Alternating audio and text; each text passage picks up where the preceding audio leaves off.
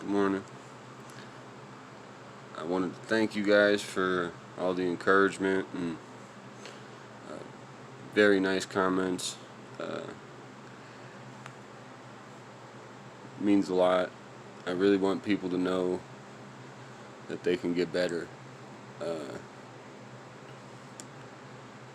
All the false information out there saying that you need to take the medicines and you're just always going to be bad is very discouraging. Very discouraging when the doctors are telling you, the only way you can be better is if you take medicine that kills you. It hurts. I wanted to talk to you guys about how my journey started into the doctors and then started away from the doctors. And so I work construction. I've been suffering from this disease a long time. I thought it was normal. I 100% didn't realize that it was even a thing. I just thought, this is what people go through as construction workers or whatever. Didn't realize all the angst and, different weird emotional feelings even that come from this, and the swelling and the pain and the lack of energy, all that stuff that I fought so hard for years. Anyway,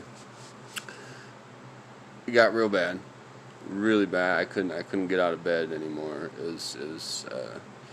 I was completely crippled. I went from a very strong man to nothing. It seemed like I just started to swell and wither at the same time. It was terrible. Went to the doctors, got diagnosed, started taking methotrexate and prednisone, the painkillers and all that stuff. Methotrexate didn't work. They switched me to something else. That didn't work. Through that time, I was just devastated. I'd cry every day. Devastating time. And the medicine seemed to be making me worse. I mean,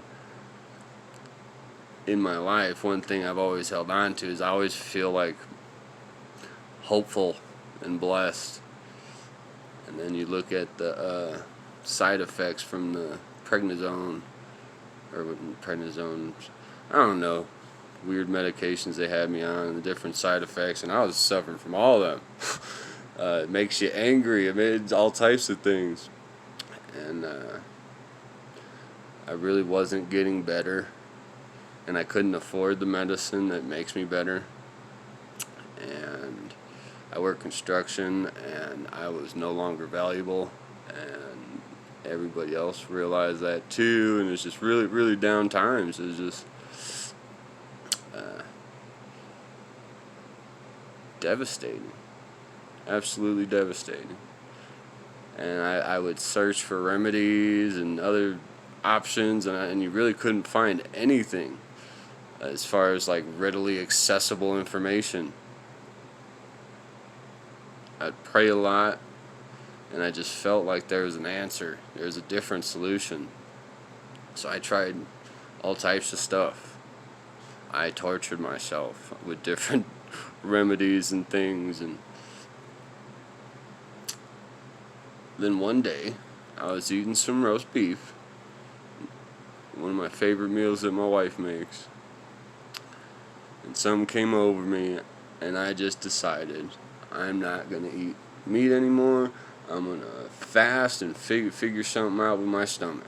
I just knew that was the answer. And I've done research into all different diets and this and that, and I started a journal. This is what I want you guys to do. Start a journal. Do a bit of fasting. Try just for a little bit of time eating raw vegetables and fruit. That's kind of how I started, and it was not fun. Now I've got a bunch of nice recipes, and my wife is just amazing. Been an absolute blessing. She's brought flavor back to my life, but I started with just raw fruits and vegetables. And then when I'd incorporate other things, I'd be able to pay attention. And so I'd eat other things. I remember I got some store-bought hummus and some chips, and I was like, okay, this should do me fine, and swelled up real bad. And I looked at the ingredients, and it had citric acid and folic acid and things like that, and I looked up those things up. And citric acid, turns out, it's not citric acid from lemons. That's too costly to produce, because citric acid is actually a healer from, like, lemons. Lemons cured scurvy, right? Scurvy killed millions of sailors, and all, lemon juice, citric acid is a cure. But citric acid that they use in our food is actually produced by feeding black mold sugar. So yeah, if they feed black mold sugar, it poops out this chemical that I guess resembles a citric acid or has a similar chemical compound, and they put that in all our foods. Folic acid appears naturally in my food, but the FDA actually mandates it in all grains in America. All grains in America. Enriched grains, that's just saturated in folic acid. And folic acid in massive amounts, it changes your DNA, causes cancer, so on and so forth. Obviously, if you know about black mold, that stuff's terrible. So I started focusing on those, getting rid of those and stuff like that, and it's in everything. You can't get anything processed from the store without it. You can't get anything, even ingredients. You got to get special, you got to look at your ingredients, garlic powder and all that stuff. They'll put that stuff in everything because it helps things last longer on the shelf, but it's affecting people badly.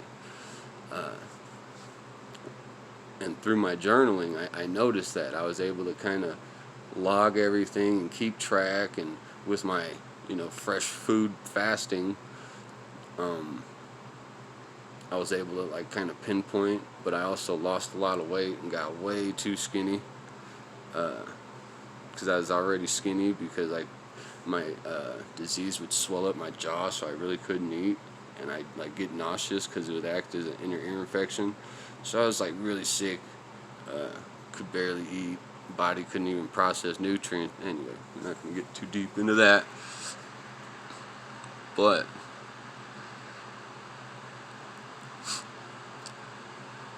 so I started removing those, the citric acid, folic acids and stuff. I don't eat meat much. I have eaten some deer meat, some fresh deer meat, and I did alright. I eat little bits of cheese, but yeah, I just kind of fasted from all that stuff, sugar, and I've been getting better and better and better, and it hasn't happened overnight. It's been a long, journey. It got worse for sure before it got better.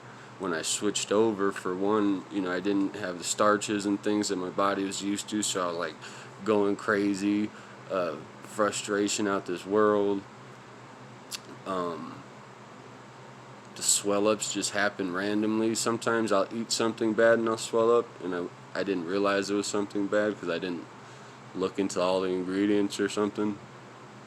But sometimes I'll swell up just because my body's detoxing. It's getting rid of all that stuff that I'd put in previously. You gotta imagine if preservatives preserve food outside, well, it's gonna preserve food inside you too. When I first started this, not to be grotesque, but I pooped so much, so much for forever. It just seemed like it was a thing, and that is a big thing with keeping me not flared up, is keeping clear. Pooping should be a very regular thing, several times a day. Keeping clear is very important for me, not being swelled. Definitely when I have to poop, I notice. That's when my wrist, I get little bumps on my wrist. It's instant, start to swell up. Pooping, it's important. I've got a lot to talk about with you guys. It's been a long journey and I've learned a lot. But the journal is going to help you guys very much. And that false information that the doctors have given you that you need to take this medicine or else you'll just cripple up. I mean, my hands aren't crippling any. My hands, I'm gonna. You see, like this, the pinky or whatever, it's still poking out or whatever. This is my bad hand. This hand is almost good. I'm gonna show you guys videos that my wife took of me previously and all the swolled up pictures and all that on my next video, just to prove it. And I'll show you the paperwork, whatever tests they did on me. You guys can see the numbers. I was terrible, and now I'm doing pretty well, and I want everybody else to feel at least this good. It's possible.